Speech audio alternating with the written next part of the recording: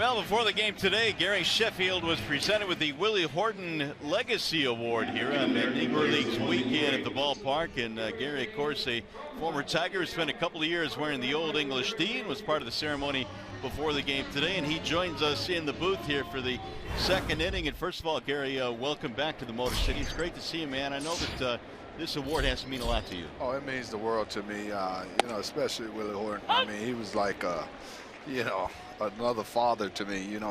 When I first got here, he took me under his wing and he told me about the city, places to go, nice restaurants.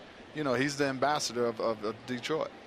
Now you, of course, were able to wear the Old English D and really kind of, immerse yourself here in Detroit for a couple of years. Great fans. You had some pretty good teams that you played on here. You played for a really good manager. What stands out in your time as a Tiger? Well, when I first got here, our goal was to win a championship, and we talked about it constantly in spring training. And we got to that point where we was probably 6 or 7 games in first place going into the All-Star break, and just so happened Skip put me in right field, and I had that collision and wound up, killing my whole season. And I think that's the one team that I was on that I felt like we really had a legitimate chance to win the World Series. Gary, obviously you have very fond memories here as a player playing for the Tigers, but you made your major league debut as an 18-year-old at Tiger Stadium. What was that like? Well, I didn't expect to play in that game. I was a September call-up. Me, Darryl Hamilton had came up as a September call-up. And I left my glove in the locker room. You did what? Yeah, left it in the locker room. They said, you're not playing, so there was no need for me to bring it out there. And then when they put him in for defensive replacement for Glenn Braggs in left field, that magic play happened. I just never thought it would happen. Dell swinging, Darryl collided in left field, and I was asked to go and play shortstop. And as you can imagine, being a 18, 19-year-old kid, it felt like I had 2 left feet. So you get to the big leagues at 19, and then 22 years later, you spend all this time in the major leagues. You hit over 500 home runs. When you look at your career as a whole, Gary, what did you take more pride in? The fact that you played 22 years or the fact that you hit 509 home runs? I take pride in the fact that I played consistent for 22 years. And I think that regardless, you see guys getting big contracts. You see guys, young players. You got older players. I took pride in being out there, being dependable. My teammates can depend on me every single day, whether I was hurt or not. And to make it 22 years, I'm always grateful for that. Gary, I watched you from afar, obviously, when you weren't wearing the Tigers uniform, and we had a relationship back then. But once you put on the Tigers uniform, I just saw your mentorship skills with a lot of the players, the younger players. You took a lot of pride in your mentorship with the younger players. First of all, how was that for you, and who mentored you when you were younger? Well, being an older player, there's things you learn along the way that prepares you for that situation. And, getting in the game so young, I'm playing with grown men, 35, 40 years old, can't relate to them, can't hang out with them. I'm not old enough to hang out. Things like that. Right. So you learn different things, and that guy to me was Dave Parker. When Dave Parker and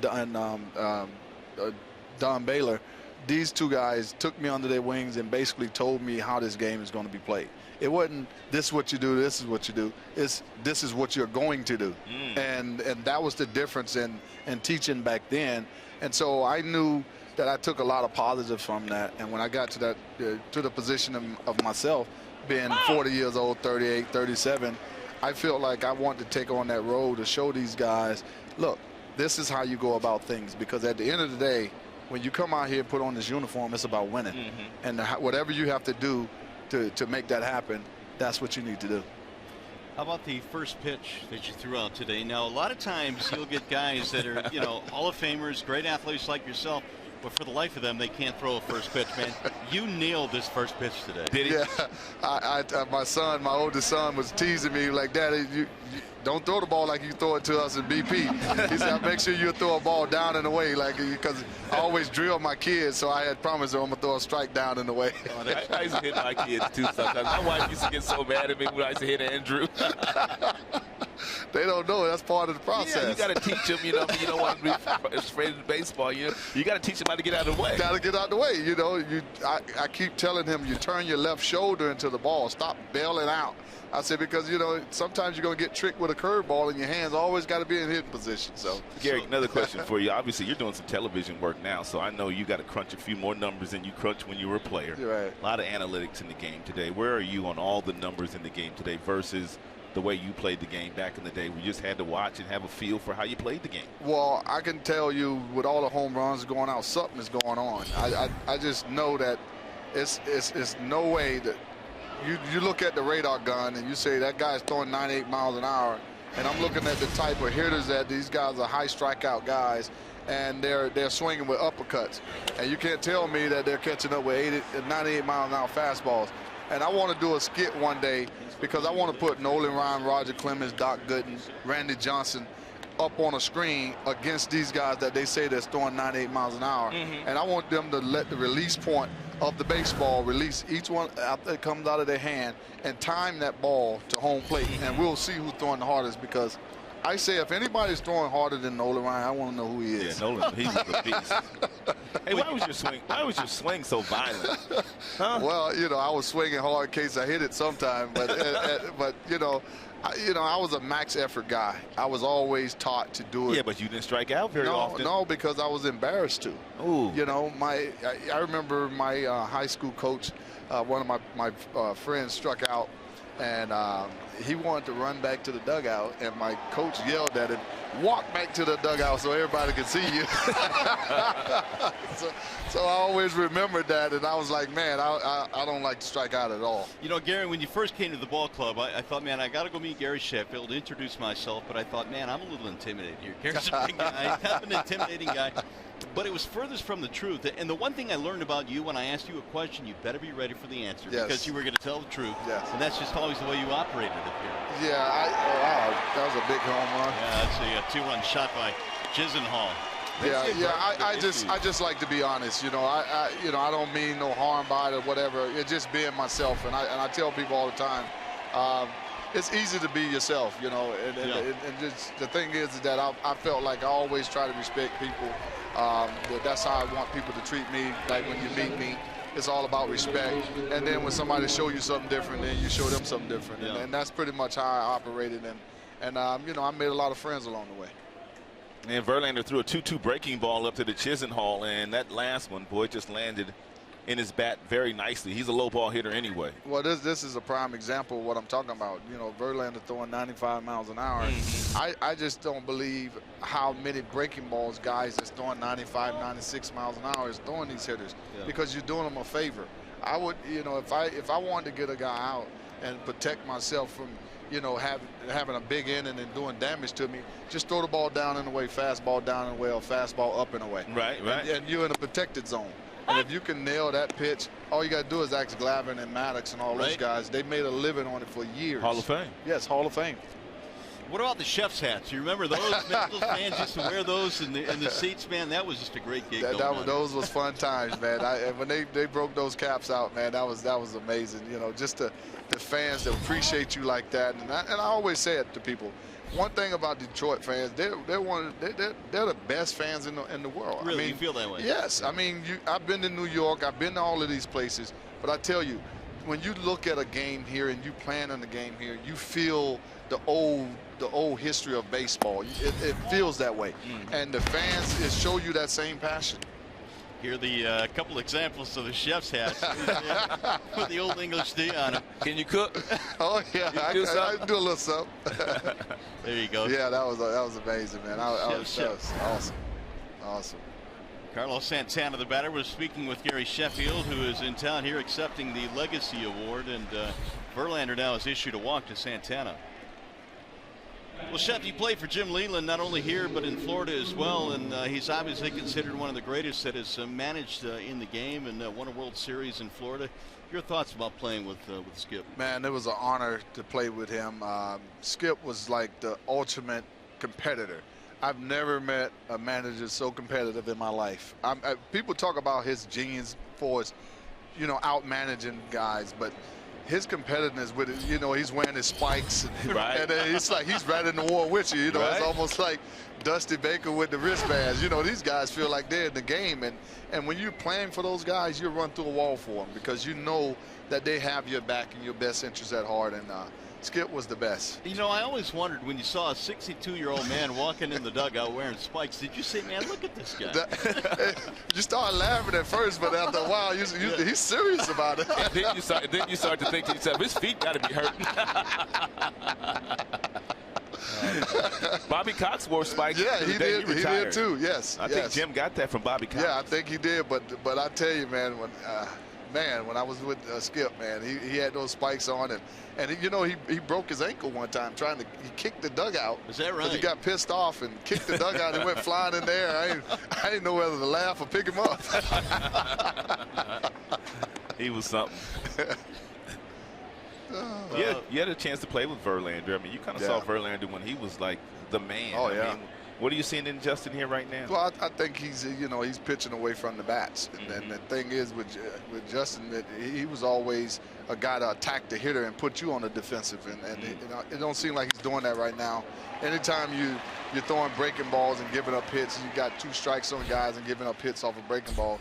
I mean, that to me, that ain't just I saw. You know, he was a guy that would pound you up and in, and then if you look at him, he'll come back in there. And I think that the way the game is going now, and I think he's pitching to the way the game is today. But the old one I used to see, he would come up and under your chin and then work you from there. But I don't see that aggression today. Speaking about coming up to your chin, I heard your pregame interview talking about Nolan Ryan and some of the experiences you had with him early in your career. Oh yeah, that was. He dusted you a couple times. Oh man, did he? I tell people all the time, you know, these hitters are lucky. They didn't have to go through what we had to go through for us to breaking you into the big leagues. Yeah. You know, I mean, for a whole complete year, you're gonna wear it. Yeah. Pretty much every day, somebody's gonna hit you with a baseball, and that was just part of it. Yeah. And a lot of times, you know, like Nolan Ryan, he was doing it out of respect. I found out later on he was doing it because he respected me as a baseball player, because I didn't give in to him. He threw behind my head. Did that make it feel any better? No, not at all. He told you that?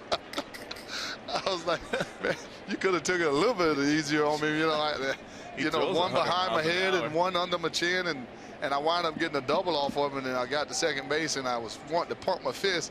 As soon as I got ready to celebrate, I looked up. He was standing right there, and I had put my head back down. You proud of those numbers right there? It's only 4 of you guys. Put those numbers back up again so we can take a peek at that. I don't think Gary saw those, but only 4 of you guys are able to accomplish something that's huge in the game. Look at that. Wow. 500 homers, 400 doubles, 250 steals. That's some big names right there, man. I just tell you, about like what we talk about being a complete player. I just didn't want to be known for one thing. You know, people say, well, you move positions and you wasn't the greatest of fielder, but I felt like, you know, I held my own at every position I played, and to be able to play shortstop, third, right, and left, and a little bit of first, I mean, that says a lot. That just says that, you know, I was an athlete. Gary, one of the things that I noticed about you is when you step to the plate, and we could talk about the bat waggle and all that and where that began, but you seem to intimidate a pitcher every now and then. Could you feel when you had a guy in the ropes on the mound where you actually felt like you were intimidating him as opposed to the other way around? Oh yeah, there's plenty of times I was wiggling the bat so fast I knew I was. By the time he threw the ball, I was tired because I knew I wasn't swinging that, but you know he's throwing it out the zone. You know, so a lot of guys look at me if I was up there and I was really wiggling the bat and I'm really aggressive. They felt like, oh, he's on today, but that may be the day that I'm not on. So I used to try to play games with him. When I felt like I was on my game, that's when I'm more relaxed and I got control of that bat. But it was always gamesmanship, and I just wanted guys to pitch to me. And a lot of times I come up here, you know, you don't get pitched to, and it's a lonely feeling doing that. Yeah. Gary, do you think you'll ever get back into the game on the other side at some point in time, because your mentor skillships were unbelievable as far as helping the young players out? You know, I believe everything is in timing, and you know, based on the steroid era, a lot of guys got a bad rap in that era, and so you have to, you know, you pay the consequences being in that era. So I just feel like over time, you know, things will move on, and then, you know, the right team or the right situation come about, I'll get back in at some point. Iglesias making a great play on the ground ball by Gomes, but had no play. Now the bases are loaded as Verlander has given up a couple of runs here in the home run by Lonnie Chisenhall. And usually you can get one out at second base with that play that Iglesias just made right there. But the youngster, the rookie Zimmer, running from first base, man, he had a good secondary lead and he was really hustling. And so he was able to get there, and Iglesias couldn't get the force out at second base. That's good baseball. I mean, anytime I see a kid get me a base hit like that, that's awesome. Yeah, they're not going to get him. He's going to make it there safely. So here's Kipnis now with the bases loaded, still only one out, possible huge inning for the Indians, and there's ball one. Gary, I wanted to ask you about African Americans in baseball because the numbers are still really low. I know Major League Baseball has tried to make some strides in that area. What do you think needs to happen to get more young African American kids involved in the game? Well, I think travel ball has hurt that tremendously, and I think that Little League needs to be mandatory for these kids, because if you miss Little League games, you shouldn't be able to play anymore. Yeah. When you miss it to go to travel ball games, you should be kicked off the team. Good point. I believe when you talk about Little League, that's where I had my best experience. Those are my biggest memories, going to Williamsport, Pennsylvania. Your city is supporting you. Who are you affiliated with on a travel ball team? And when you talk about a Little League, you're affiliated with that city. And so that's when the city get behind you. And I think that being in travel ball, it hurts those kids that can't afford to go on the weekend trips or play in the tournaments, you know, and pay for the expensive bat. Then you look at all the rules. They got different helmets. They have the team helmets in travel ball that's different in Little League, that you can't wear it in this league, but you can in that. So it's a lot of moving factors. But I think once you get back to making it mandatory that all kids play Little League, that's when you would keep these kids involved in the game. Now, growing up, I think Hank Aaron was an idol of yours, wasn't he? Oh, yeah. That was like the Godfather. My granddad taught me everything about him. Everything he did, we talked about it. We listened to games on the radio. And that's when you start using your imagination. And I think that that's where my knowledge for the game increased when I was younger, because I used to picture myself when they said, oh, he was moving. Once he goes forward, he's hitting off his front foot. So I'm trying to visualize, how can you hit off your front foot? So these are the things that I tried to emulate. And when I became a baseball player, you saw I was a front foot hitter. Yeah. And those are the things that in my imagination I was trying to do. Gary, in your opinion, when you swung the bat, I mean, did you have a level swing? Did you swing down through the baseball? And the reason I say that is because nowadays, all you're hearing is everybody talk about launch angle, whereas we used to say uppercut. Right. But you, what kind of hitter were you as far as your swing was concerned? Well, I always tell people, they talk about this launch angle, and this is why the ball carries. The ball goes farther when you swing down and through the ball. Every time you can keep that bat in the strike zone, not over the plate, but you keep it out there through extension, and then that's when your body rotates to go into that launch angle swing. Mm-hmm. But when you start out in a launch angle swing, you have a lot of holes and you strike out a lot. And that's why everybody's striking out now? Exactly.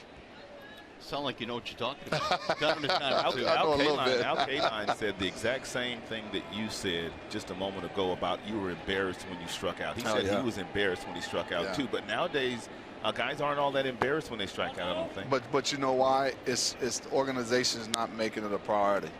When an organization frown upon guys striking out and not getting that guy in from third base, you can hit 40 home runs, but you can also leave 30, 40 RBIs at second base. Right. And that's what I look at. That's the player that I look at that can drive that man in like a Moises Alou. You put a man on second with 2 outs, that man is coming home. Yeah. That's the player I want. See, it looks like you're swinging down through the baseball. It doesn't look like there's no uppercut. No uppercut. Strong top hand. But you finish high. Mm-hmm. And a lot of times I finish high, but a lot of times I finish at the shoulder. And once you do that, it's shoulder to shoulder. It's just like golf swing. It's shoulder to shoulder, but you have your legs engaged in what you're doing. Mm-hmm. And so with that uppercut swing, all you're doing is you're hitting with a lot of upper body, but if somebody throw your pitch down in a way that's breaking, you're susceptible to that pitch, and then you're going to chase him down if you come up and in. If these guys know how to hit the corners, if they come up and in, you're always open for strikeouts. Right. Every uppercut swing, I can show you 4 different places they can go and get them out. 1 ball and 1 strike on Lindor with the bases loaded. Sky that one in the air to left field. Should end the inning. A long inning for Verlander. Gary Sheffield, congratulations on your Legacy Award today. I appreciate you, man. Always good to see you guys. All right. Always, my man.